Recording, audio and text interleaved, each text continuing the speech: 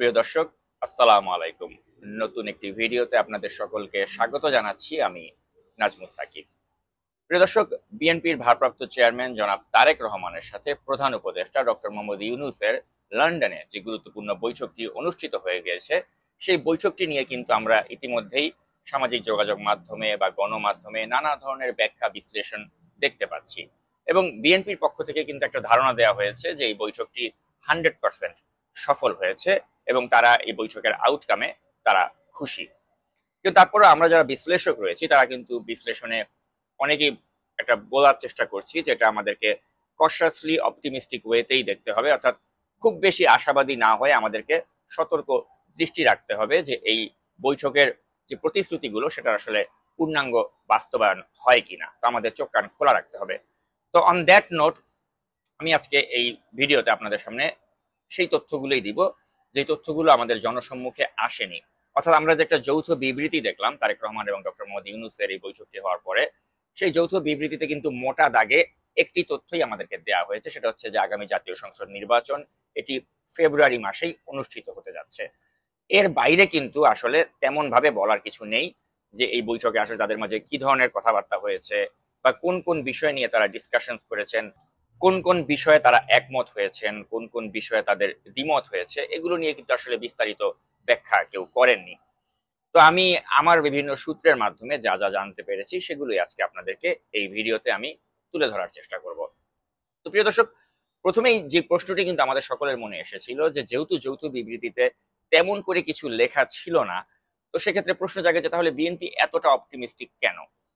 তো এর মূল কারণটা হচ্ছে যে আসলে বিএনপি কে অপটিমিস্টিক হওয়ার মতোই কিন্তু আহ, আশাবাদ দিয়েছেন ডক্টর মোহাম্মদ ইউনূস, এবং সে কারণেই কিন্তু তারা এই বৈঠকটিকে শতভাগ সফল বলে মনে করছে।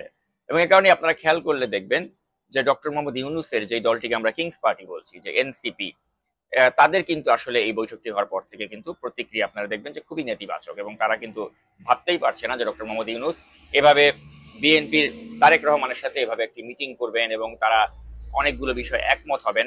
তো এটা আসলে কিন্তু মানে এনসিপির জন্য একটা উদ্বেগের কারণ। কারণ এই এনসিপি কে তো আমরা আহ, মানে ডক্টর মোদী ইউনূস নিজেই বলেছিলেন যে তাদের নিয়োগকর্তা হচ্ছে এই ছাত্ররা। তো এখন এই নিয়োগকর্তাদের সিদ্ধান্তের বাইরে তিনি চলে যাবেন এবং বিএনপির মতো একটি রাজনৈতিক দলের সাথে এভাবে একটা কোর্ডিয়াল ওয়েতে একটা মিটিং করবেন, এবং যে মিটিংটিকে দুই পক্ষ থেকেই সফল বলা হবে, এবং তার প্রেস সচিব যখন বলবেন যে ষড়যন্ত্রকারী যারা রয়েছেন তাদের ষড়যন্ত্র এই বৈঠকের মাধ্যমে ব্যর্থ হয়ে গিয়েছে, তো তখন কিন্তু স্বাভাবিকভাবেই এনসিপি বা যারা নির্বাচনটাকে পিছিয়ে দিতে চাচ্ছে ওই গোষ্ঠীটা যে খুশি হবে না, তা কিন্তু তাদের প্রাথমিক রিয়াকশন থেকে আমরা বুঝতে পারছি। তো এখন প্রশ্ন জাগতে পারে যে আসলে কি এমন কথা হলো যেটা যৌথ বিবৃতিতে আসলো না, কিন্তু দেখা যাচ্ছে যে বিএনপি আসলে অনেক খুশি হয়ে গিয়েছে এই বৈঠকটির ফলে।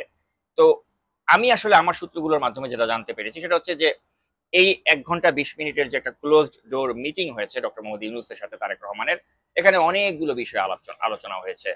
এবং তারেক রহমান তিনি আসলে ডক্টর মোহাম্মদ ইউনূসকে প্রথমেই যে ধারণা দেওয়ার চেষ্টা করেন যে তার মা এবং তারা দুজনেই তার কাছে মুরব্বী, এবং মুরব্বীদের কথা মতোই তারা আগামীর বাংলাদেশটাকে চালাতে চান। তো এটাই কিন্তু আসলে একটা আলোচনা শুরু হওয়ার মানে একদম শুরুতেই যখন আপনি এ ধরনের একটি কথা বলে দেন, তখন কিন্তু আপনি যার সাথে আলোচনা করতে যাচ্ছেন পরবর্তী বিষয়গুলো কিন্তু অনেক ইজি হয়ে যায়। অর্থাৎ তিনি প্রথমেই কিন্তু ডক্টর মোহাম্মদ ইউনূসকে তার একটা মানে কনভিন্স করতে পেরেছিলেন তার এই একটা মানে তার প্রতি একটা সম্মানসূচক বক্তব্য রাখার মাধ্যমে। তো পরবর্তীতে তারা নানা বিষয় নিয়ে কিন্তু আলোচনা করেছেন, প্রায় 1 ঘন্টা 20 মিনিটের মতো তাদের আলোচনা হয়েছে এবং অনেকগুলো বিষয় এখানে এসেছে। কিছু কিছু বিষয়ে তারা একমত হয়েছেন, কিছু কিছু বিষয় তাদের মধ্যে দ্বিমত হয়েছে, এবং দ্বিমত হওয়ার পরে তারেক রহমান আবার নিজের মতো করে ব্যাখ্যা করেছেন। ব্যাখ্যা করার পরে আবার সেই ব্যাখ্যাগুলোকে ডক্টর ইউনূস তিনিও তার মতো করে আবার ব্যাখ্যা করেছেন। তার যদি কোনো কাউন্টার নেগেটিভ থাকে সেটাও দিয়েছেন, কাউন্টার আর্গুমেন্ট থাকলে সেটাও দিয়েছেন। এভাবে কিন্তু নানা বিষয়ে তারা কিন্তু এগ্রিড ছিলেন, কোনো কোনো বিষয়ে তারা দ্বিমত দেখিয়েছেন। তো এভাবেই কিন্তু একটা আলোচনা প্রোগ্রেস করে, এবং শেষ পর্যন্ত যেটা হয়েছে আর কি, যে তারা আসলে একটাই ধারণা, তারা দুজন একমত হয়েছেন যে আসলে আমাকে তো আপনার সম্পর্কে এই ধরনের বোঝানো হয়েছিল, বা প্রধান উপদেষ্টাও একসময় বলেছেন তারেক রহমানকে যে আমাকেও তো আপনার ব্যাপারে এগুলো বলা হয়েছিল। অর্থাৎ এই যে দুজনের যে পারস্পরিক যে একটা তাদের সম্পর্কে যে একজন অপরজনের সম্পর্কে তাদের নেতিবাচক ধারণা অন্য পক্ষ থেকে দেয়া হয়েছিল, এই বিষয়টা কিন্তু আলোচনাতে কয়েকবার উঠে এসেছিল। অর্থাৎ তারেক রহমানের একটা পার্সপেক্টিভ এটাকে ভিন্নভাবে ডক্টর মোহাম্মদ ইউনূসের কাছে একটা স্বার্থান্বেষী গোষ্ঠী উপস্থাপন করেছিল। আবার ডক্টর ইউনূস সম্পর্কে কিন্তু আবার ভিন্নভাবে তারেক রহমানকে একটা বার্তা দেওয়া হয়েছিল। তো এই আলোচনা তাদের যে হয়েছে দুজনের, এর মাঝে কিন্তু অনেকগুলো বিষয় যখন তারা আলোচনা করতে গিয়েছিলেন স্পেসিফিক ওয়েতে, তখন কিন্তু এই বিষয়টি বারেবার সামনে এসেছে যে আমাকে তো এটা এভাবে ব্যাখ্যা করা হয়েছে, আবার তিনিও বলেছেন আমাকে তো এটা এভাবে ব্যাখ্যা করা হয়েছিল। অর্থাৎ এই যে নিজেদের মাঝে যে একটা ডিফারেন্স ছিল, এটা কিন্তু অনেকাংশে এই বক্তব্যের মাধ্যমে বা এই মিটিং এর মাধ্যমে কিন্তু তারা সমাধান করতে পেরেছেন। অর্থাৎ তাদের মাঝে যে একটা দূরত্ব ছিল এটা তারা ঘোচাতে পেরেছেন। এবং পরবর্তী সময় যেটা হয়েছে যে তারা একটা বিষয়ে এমফাসিস দিয়েছে, সেটা হচ্ছে যে আমাদের আগামী জাতীয় সংসদ নির্বাচনে অবশ্যই একটা শক্তিশালী বিরোধী দল থাকতে হবে এবং এই দেশটাকে সুন্দরভাবে সামনে এগিয়ে নিতে গেলে একটা শক্তিশালী বিরোধী দল প্রয়োজন রয়েছে। এবং এ ব্যাপারে কিন্তু দুজনই কিন্তু একমত হয়েছেন। পাশাপাশি তারা আরো বেশ কিছু বিষয়ে তারা একমত হয়েছেন, যেমন একটা জুলাই সনদের যে কথা আসছে, সেই জুলাই সনদের বিষয়ে বা এই যে তারা যে বলার চেষ্টা করছে যে এই যে বিচারের বিষয়টা, যে শেখ হাসিনা সহ যারা ফ্যাসিবাদের দোষর ছিল তাদের বিচারের বিষয়ে, এসব বিষয়ে কিন্তু প্রধান উপদেষ্টা ডক্টর মোহাম্মদ ইউনূস তিনি তারেক রহমানের সহযোগিতা চেয়েছেন এবং তারেক রহমান কিন্তু তাকে বলেছেন যে বিএনপির পক্ষ থেকে বা তাদের পক্ষ থেকে এ ব্যাপারে কিন্তু তাকে যত সহযোগিতা করা সম্ভব তারা করবেন। তো অর্থাৎ এই বিষয়গুলো নিয়ে যে ডক্টর মোহাম্মদ ইউনূসের যে একটা নেতিবাচক ধারণা তাকে দেওয়ার চেষ্টা করা হয়েছিল যে তারেক রহমান বা বিএনপি তারা এই জুলাই সনদের বিপক্ষে বা এই ফ্যাসিস্ট আওয়ামী লীগ তাদের যে একটা বিচার হোক এটার বিরুদ্ধে, এই ধরনের একটা নেতিবাচক ধারণা যে তাকে দেওয়া হয়েছিল, তো ডক্টর মোহাম্মদ ইউনূস কিন্তু কথাবার্তা বলে কিন্তু বুঝতে পারলেন যে আসলে এগুলো ভুল ধারণা দেওয়া হয়েছিল তাকে বিএনপি সম্পর্কে বা তারেক রহমান সম্পর্কে। তো এই বিষয়গুলোতে কিন্তু তিনি একটা মানে ক্লিয়ারিফিকেশন পেয়ে গেলেন স্বয়ং তারেক রহমানের কাছ থেকেই। এবং পরবর্তী সময় তারেক রহমান যখন নির্বাচন ইস্যুতে তাকে প্রেস করেছেন যে নির্বাচনটা আসলে কখন হতে পারে বা কবে নাগাদ হতে পারে, তখন তারা কিন্তু দুজনে মিলে একটা ঐক্যমত্যে আসেন যে নির্বাচনটা আসলে ফেব্রুয়ারিতেই হবে। এবং এটা আসলে এমনই একটি কমিটমেন্ট ডক্টর মোহাম্মদ ইউনূস তাকে করেছেন যে আসলে এখান থেকে তার নড়াচড়ার আর কোনো অবকাশ নেই। অর্থাৎ এটা বলেছেন ফেব্রুয়ারিতেই হবে, ওই ধরনের একটা অ্যাসুরেন্সি তিনি দিয়েছেন। এবং সবচেয়ে উল্লেখযোগ্য বিষয় যেটা আমি একটু আগেও বললাম যে এই বৈঠকটিতে অনেকবারই এই প্রসঙ্গে এসেছে যে আমাকে তো আপনার সম্পর্কে এভাবে বলা হয়েছিল, আবার উনিও বলেছেন যে আমাকেও তো আপনার এই বিষয়গুলো সম্পর্কে এভাবে বলা হয়েছিল। অর্থাৎ ওই যে স্বার্থান্বেষী যে গোষ্ঠী, তারা কিন্তু নানাভাবে কিন্তু মানে এই দুজনের মাঝে একটা ঝামেলা বাঁধিয়ে দেওয়ার চেষ্টা করেছিলেন। তো ওই তাদের মাঝে যে একটা ডিফারেন্স বা মতবিরোধ, সেটা পাশাপাশি বসার পরে কিন্তু দুজন অ্যাডাল্ট তারা যখন এক টেবিলে বসে যখন এই বিষয়গুলো নিয়ে আলোচনা করেছেন, তখন নিজেদের মাঝে যে ডিফারেন্স ছিল বা এই ডিফারেন্স গুলো যে বিভিন্ন স্বার্থান্বেষী গোষ্ঠী থেকে করা হয়েছিল, এগুলো কিন্তু অনেকাংশেই তারা কিন্তু লাঘব করতে পেরেছেন এবং তাদের মাঝে দূরত্ব এটা ঘোচাতে সক্ষম হয়েছেন। তো মোটা দাগে আমি যেটা বলতে পারি যে আসলে এই বৈঠকটির ফলেই কিন্তু আমাদের যে আগামী নির্বাচন নিয়ে যে একটা শঙ্কার জায়গা ছিল, সেই শঙ্কা কিন্তু দূরীভূত হয়ে গিয়েছে।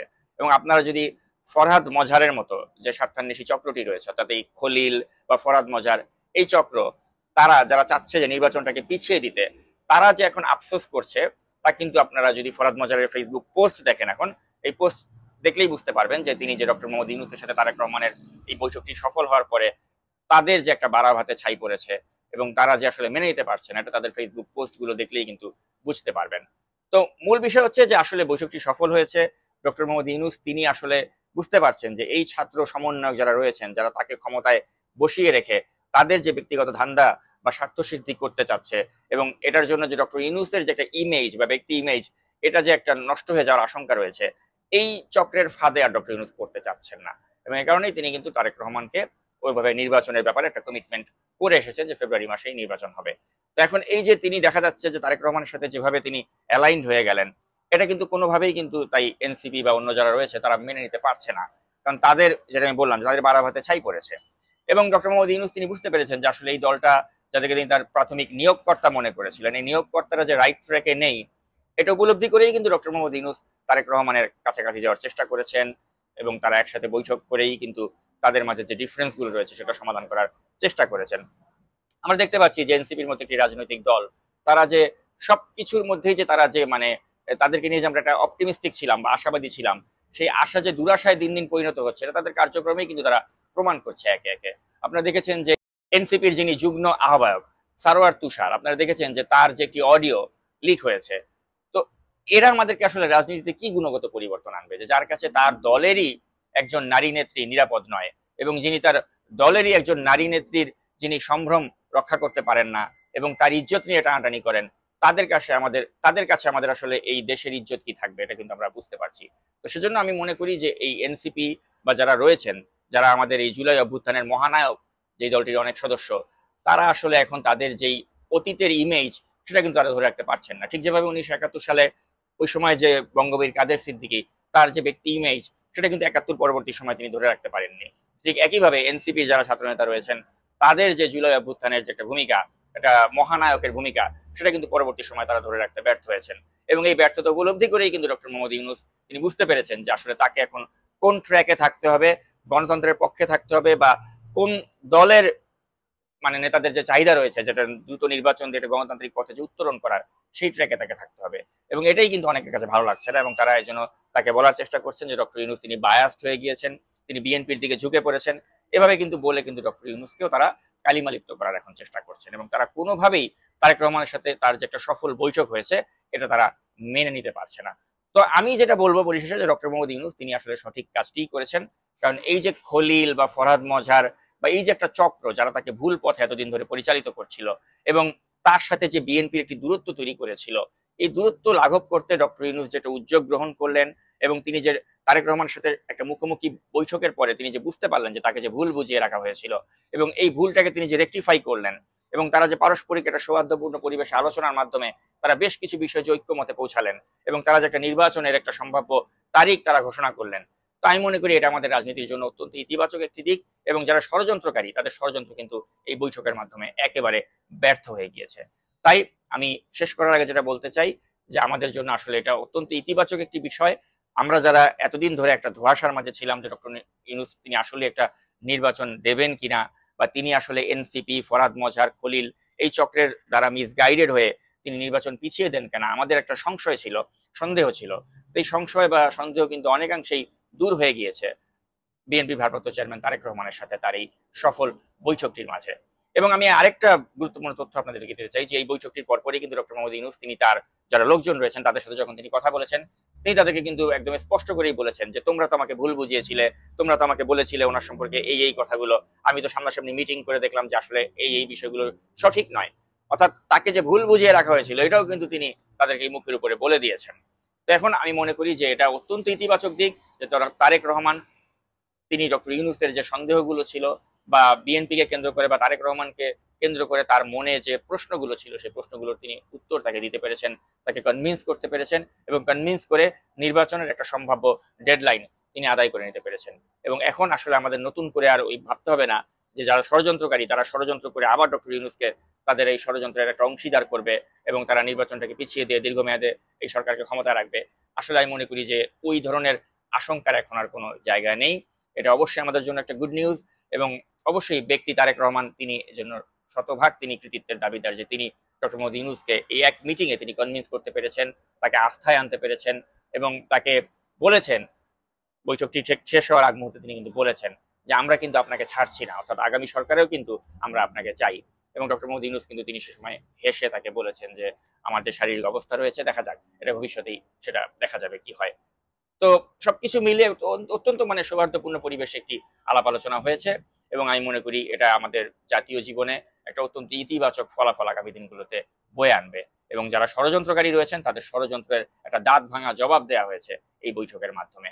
এবং আমি মনে করি এনসিপি সহ অন্যান্য যারা রাজনৈতিক দল যারা নির্বাচনের বিরুদ্ধে বা নির্বাচন কুকচালের মাধ্যমে পিছিয়ে দিতে চেয়েছিলেন, তাদের এখনো সময় রয়েছে, তারা যেন রাইট ট্র্যাকে আসে, তারা যেন নির্বাচনের মাধ্যমে জনগণের ভোটের রায়ের প্রতি শ্রদ্ধা জানায়। আদারওয়াইজ তারা যদি এখনো ষড়যন্ত্রের খেলা খেলতে থাকে, তাহলে কিন্তু ইতিমধ্যেই তাদের যতটুকু ইমেজ ক্ষুণ্ণ হয়েছে এটা আরো ক্ষুণ্ণ হতে হতে এমন তলানিতে চলে আসবে যে এই বাংলাদেশে কিন্তু ভবিষ্যতে আসলে তাদের রাজনীতি করার মতোই আর কোনো অবকাশ থাকবে না। তো আমি আশা করবো যে তাদের মাঝে সেই সেন্সিবিলিটিটা পয়দা হবে। তো প্রিয় দর্শক, অন দ্যাট নোট আমি আমার আজকের এই ভিডিওটি এখানেই শেষ করছি। এতক্ষণ সাথে থাকার জন্য অসংখ্য ধন্যবাদ। আল্লাহ হাফেজ।